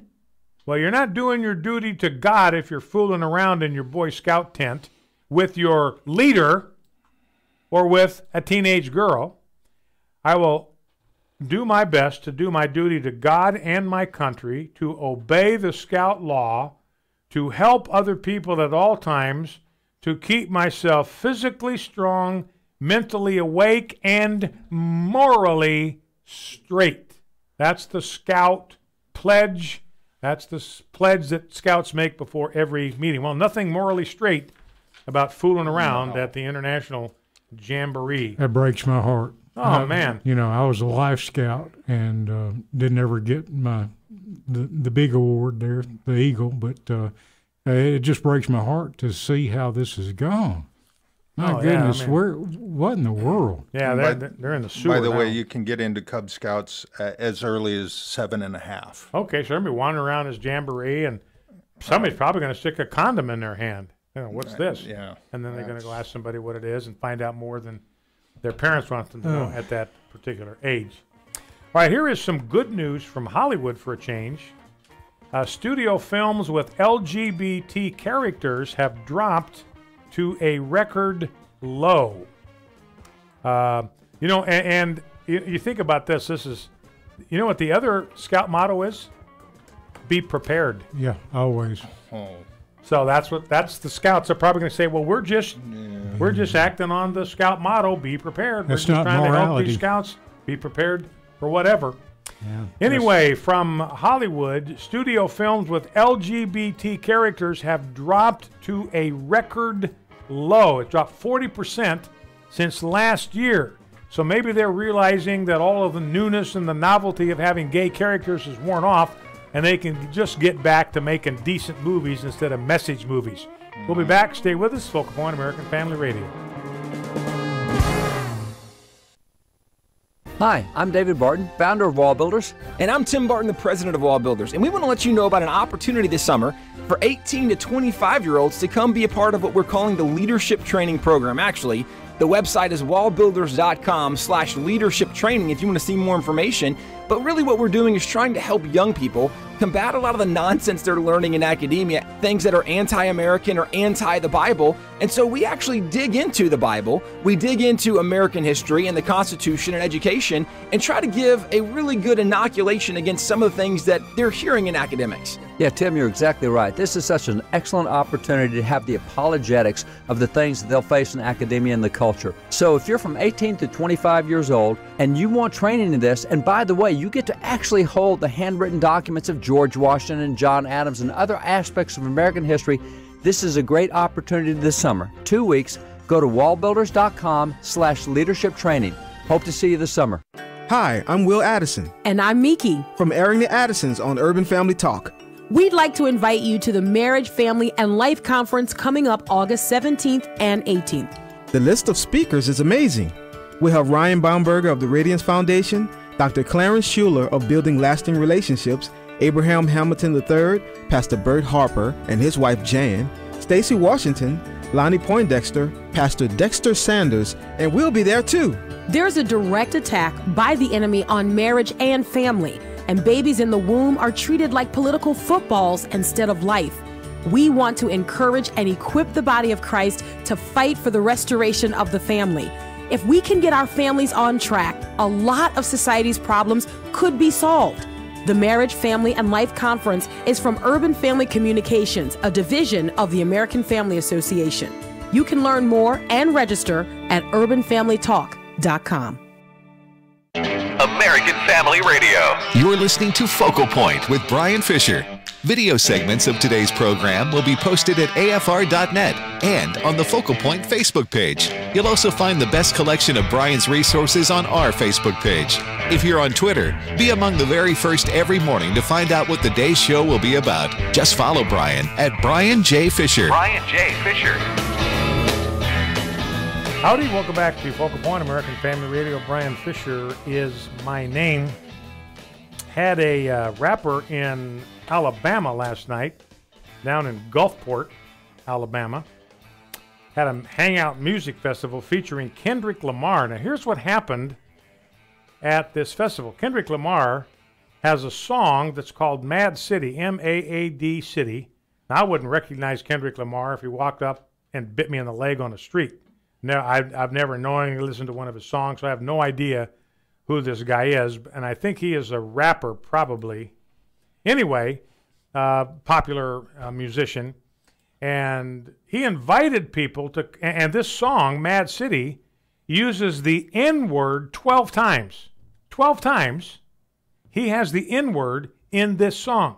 So he invites fans, picks them out of the audience, to come up on the stage and sing the song with him.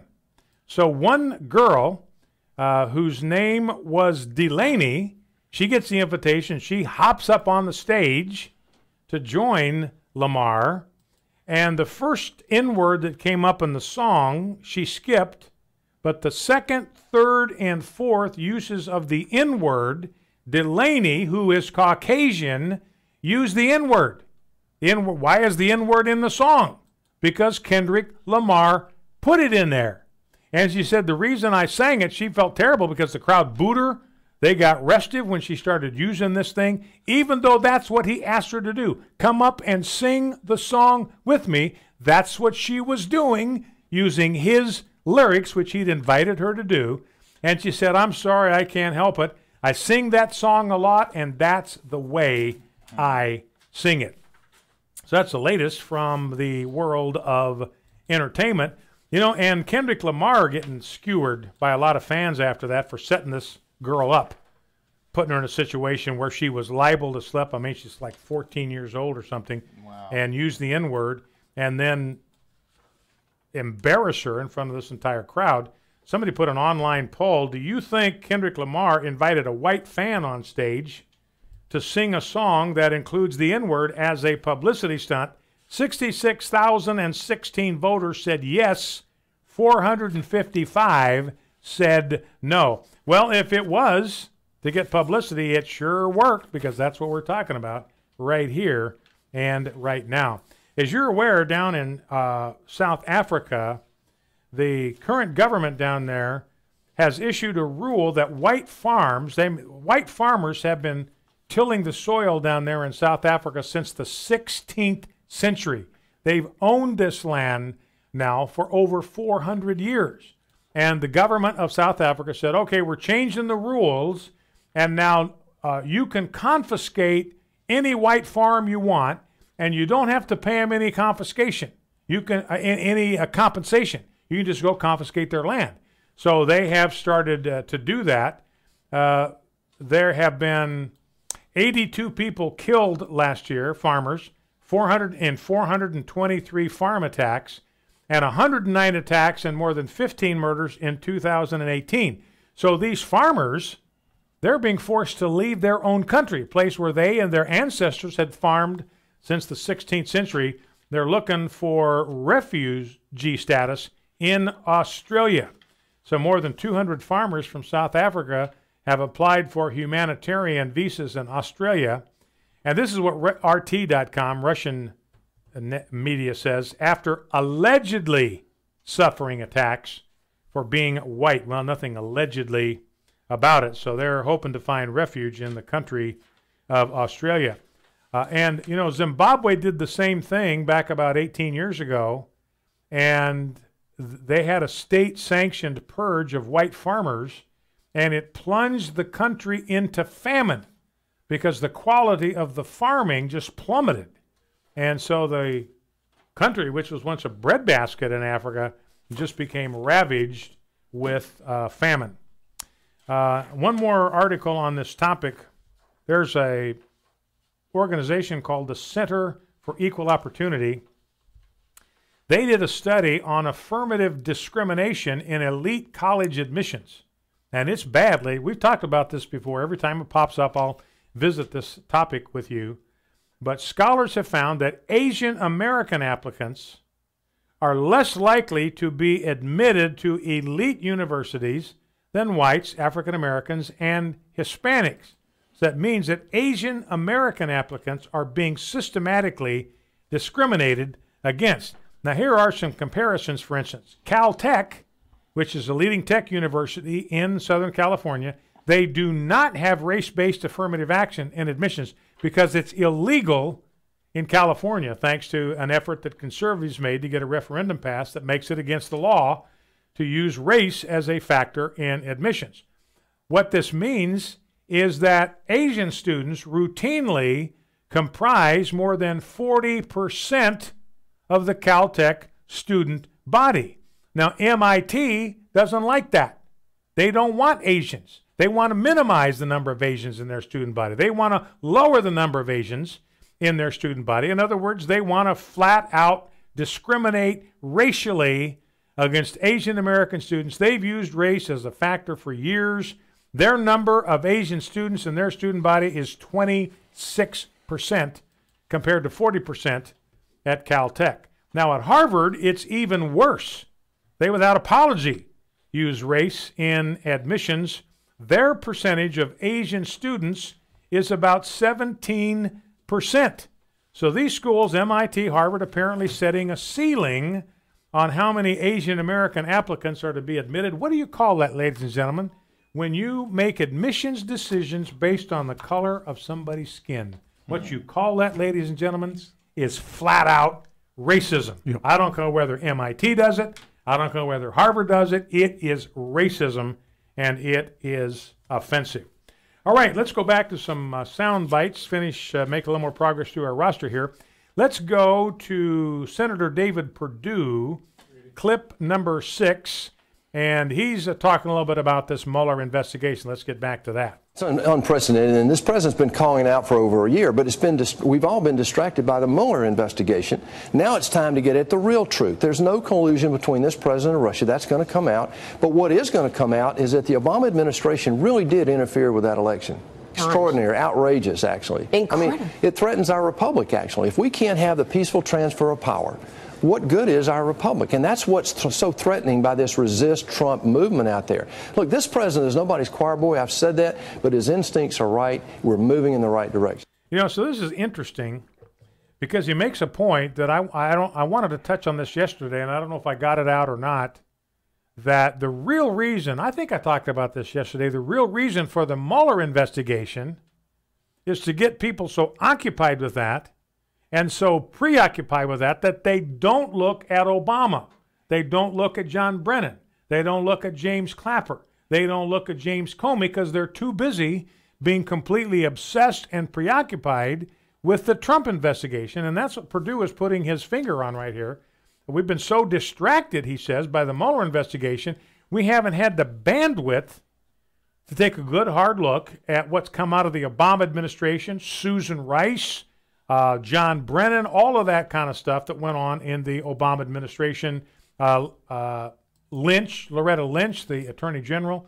And now Perdue says, you know, we're getting to a point where maybe we can get beyond some of this Trump obsession and get into finding out and studying the reality that it was the Obama administration that interfered with the election. It wasn't the Russians, wasn't the Trump campaign, it was the Obama administration, and they really did, honest to goodness, interfere with that election. You know, and Perdue makes the point that this threatens our republic. You know, and this goes to something that Jeff brought up with me yesterday, which I think is an outstanding point, Jeff, and I want to revisit it with you. You know, you made the observation that what the opposition is doing right now in our political world is all they can talk about is democracy, democracy, yes. democracy. It's democracy, democracy, democracy. It's a threat to democracy. We got to have democracy. These people are undermining democracy. And your point was? Yeah, well, we're not a democracy. We're a republic, but it does seem like they're trying to hammer this into the public's head in order to move towards a popular vote. Yeah.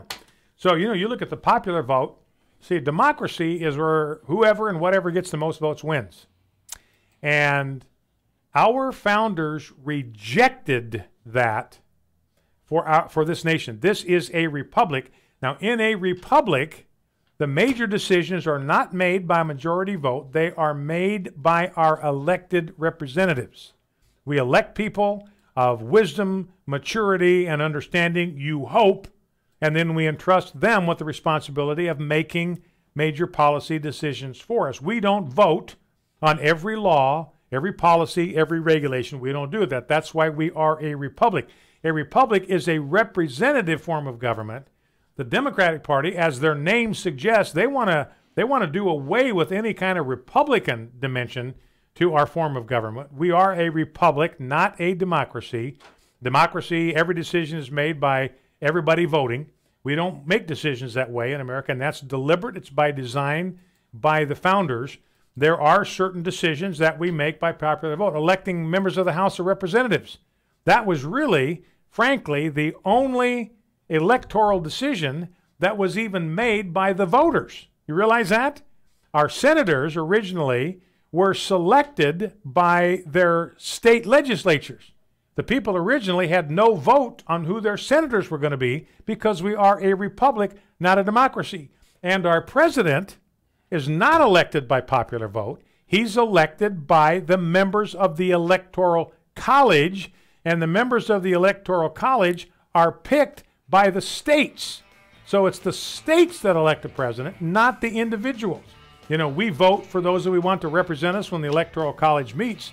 So there's an element of a popular vote to it, but it's the electors that actually elect the president and not the people. And Democrats hate this because it's much, much harder to control the levers of power in a republic than it is in a democracy. So they are actively working to undermine our Republican form of government and substitute it for a democracy. And Purdue is right. What's going on with these investigations or these spying into Trump, it's an effort to undermine our Republican form of government. We are a republic, not a democracy. We'll be right back.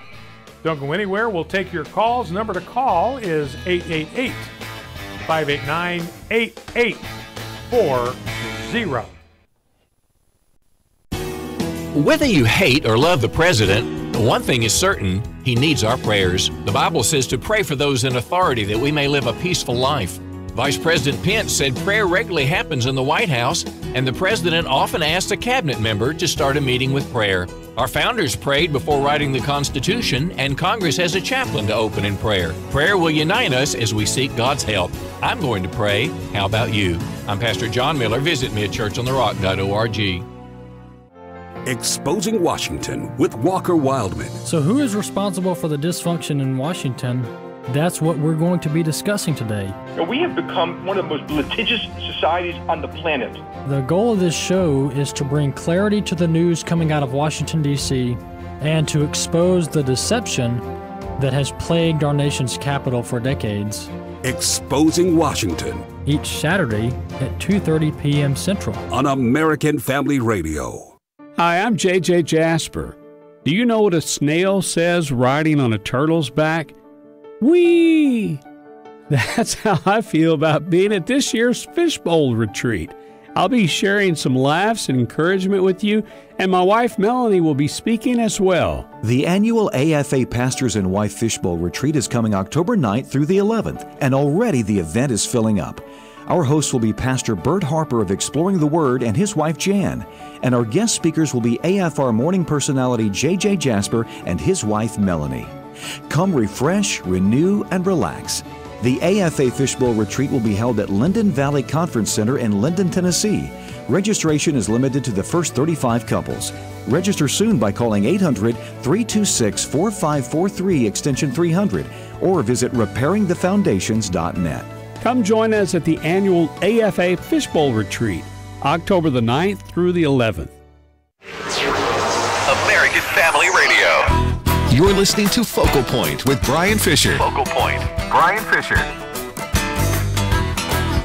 Howdy and welcome back to the final segment of Focal Point on American Family Radio today. Brian Fisher is my name.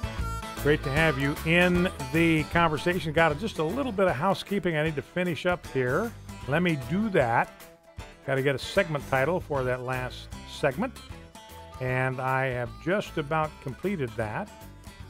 I'm doing play-by-play on my typing here. That's not exactly good radio, but there it is. So it's up. We'll get our segment titles in. So the number again is 888-589-8840. So give us a call, 888-589-8840. Let's go to clip number 7 if we can, Rob. You know, because one of the things that, you know, has been overlooked in all of this, and again, I think it's quite deliberate by the Democrats, by the Obama administration, yet all of this chaff in the air. You know what chaff is designed to do in aircraft warfare? Chaff is something that you drop to confuse a missile. You got a missile heading toward its target, and this chaff is in the air, and it confuses the missile, and it gets completely off course, and the target is protected. So justice needs to be going after the Obama miscreants. They didn't want that to happen, so they dropped as much chaff in the air as they could with this Trump business, and it is serving as a distraction to the cause of justice because there are issues with Hillary Clinton that need to be investigated in her candidacy. Here's Ron DeSantis, clip 7, talking about that. We need people to be held accountable for how the Hillary email investigation was conducted, and we're going to get a lot of information on that when the IG report lands, hopefully very soon. But we also need to get people to be held accountable for any FISA abuse that occurred. And then how did this investigation into the Trump campaign start, and was it on the up and up from the very beginning? There's always a lot of questions about that, and I don't think that the Justice Department is going to be able to investigate themselves. I think that they've resisted our inquiries here in Congress for long enough, and so it's time that we did have a special counsel. We've been doing this for months and months. They've been roadblock after roadblock, and I think Jim Jordan, Mark Meadows, and I wrote the president a letter saying, look, Mr. President, let's just declassify this stuff. The American people deserve the truth. Okay, so there's a group of very conservative House members, including Jim Jordan, Mark Meadows, and others, saying, look, what we need here is not the Inspector General. We need another special counsel to investigate Hillary's email fiasco, the FISA abuses, all that kind of stuff. So there's going to be an issue that's going to have to be decided by somebody. Is this investigation pursued by a special counsel, or is it pursued by the Office of the Inspector General? Let's go to clip number 8. This is Tucker Carlson. And again, he's kind of reflecting on all of this Russian nonsense business. Here's what he had to say. The people who wrote this should be ashamed. It's not journalism. It's partisan cheerleading. It's also embarrassingly credulous. Just transcribe whatever spin you got from your FBI source and call it a news story. How would these idiot reporters feel if the Trump administration read their emails or tapped their cell phones or sent a spy to spy on them and then claimed it was all for their own good? Well, obviously, they'd be outraged. And so would we, because we're not hacks. Obama's CIA director, John Brennan, by contrast, is a hack. He's also a liar who's done more to embarrass and discredit the so-called intelligence community than any other single person.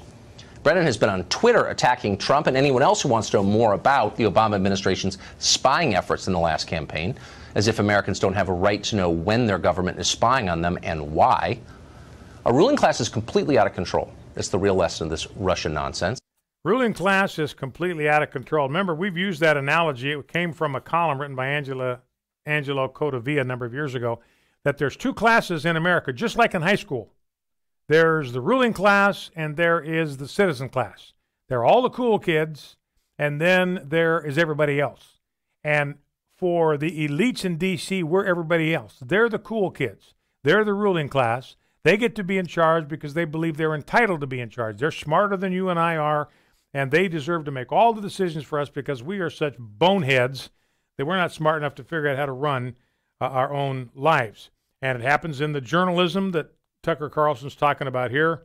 You know, these people ought to be ashamed of themselves. They're not doing journalism. They're just repeating talking points they get from sources that are friendly to President Obama and to his administration. They're the ruling class. They are out of control. But I think their hold on power, it's toppling. I mean, it is tottering.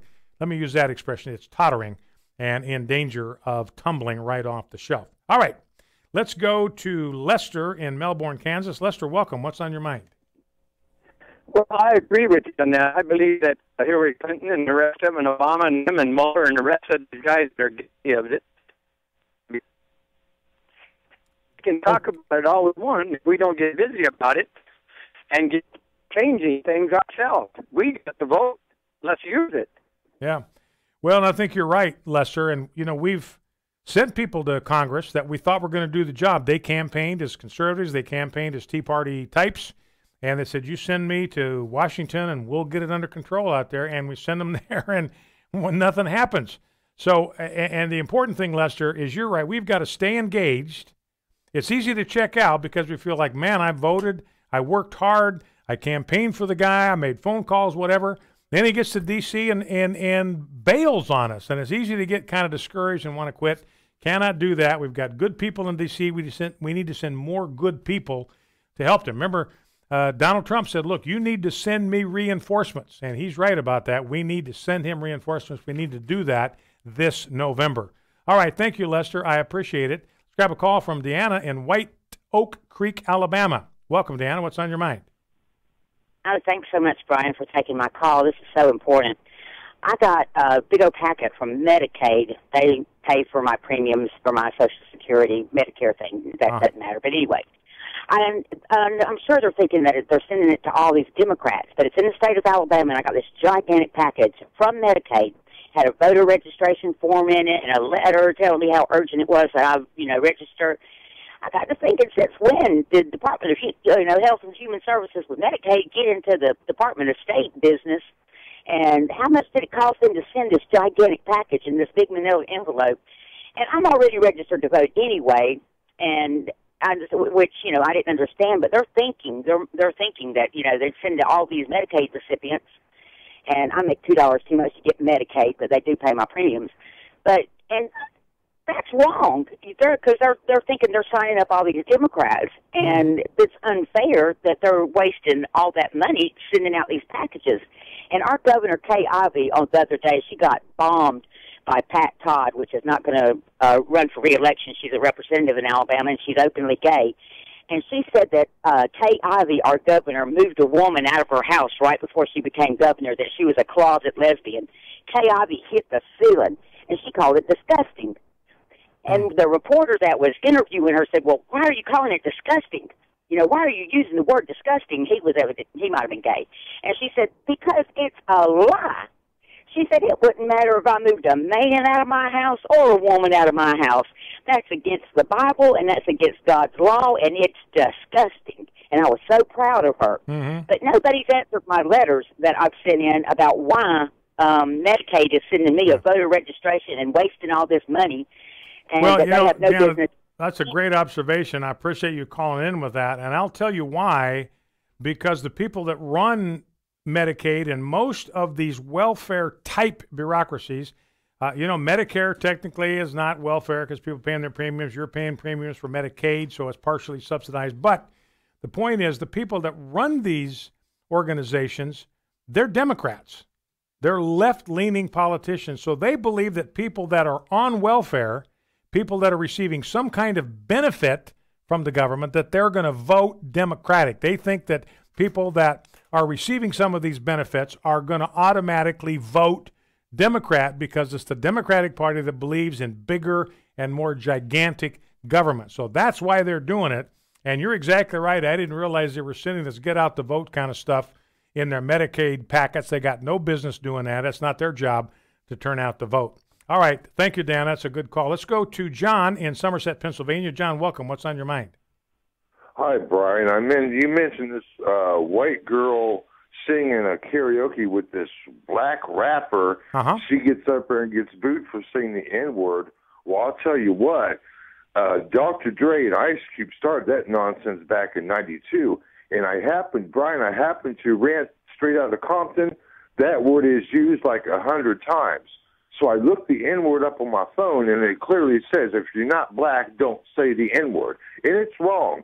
Well, in 1968, I was 2 years old when Martin Luther King gave the comment, my children will not be judged by the color of their skin, but the content of their character.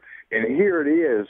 It's been 17, 20 years, and the N-word is used all over the world, but the white man is not allowed to say it, and it's just wrong. Well, you're right, John. I mean, the N-word is wrong no matter who says it. And if it's okay for one person to say it, then it's okay for anybody to say it. And to say that you can't use that word because of the color of your skin, that would just be racism. But the reality is, because it's so offensive, nobody ought to be allowed to use this word. I don't care what the color of your skin is. And because you happen to have a particular skin color, it's not an excuse to use a word that is that offensive. All right, let's go to Vince in Oklahoma. Vince, welcome. What's on your mind? Oh, I just wanted to call and visit with you about the Scouts. Yes, sir. Recall, you read my resignation letter over there 5 years ago. Ah, vaguely remember that, yes. So you saw the handwriting on the wall 5 years ago. Yes, and unfortunately, it is so sad. I almost feel vindicated for the decision that I made to leave. Yeah. But yeah, it's just going to get worse, and I believe that the Scouts will soon be just a distant memory. They kind of already are. Yeah. All right, Vince, I appreciate your call, and that I remember reading his resignation letter on air, and it was back at the time. I believe the thing that set him off was when they allowed homosexuals in the Scouts or allowed homosexual leaders. Those things happened about a year apart. But I think he's right. Once an organization like the Scouts, once they take their first step away from their values, it's dead center certain that they're going to wind up in the ravine, and that's where they are headed. Well, that's it for today, ladies and gentlemen. Thank you so much for listening. Hope you'll be back here tomorrow. Bow low before God.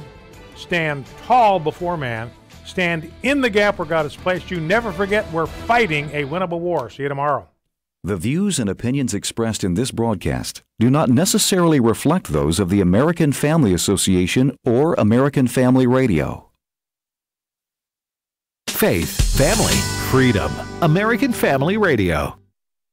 You can be among the first to receive updates about changes and special events coming up in our programming, and always keep up with the things you might have missed with American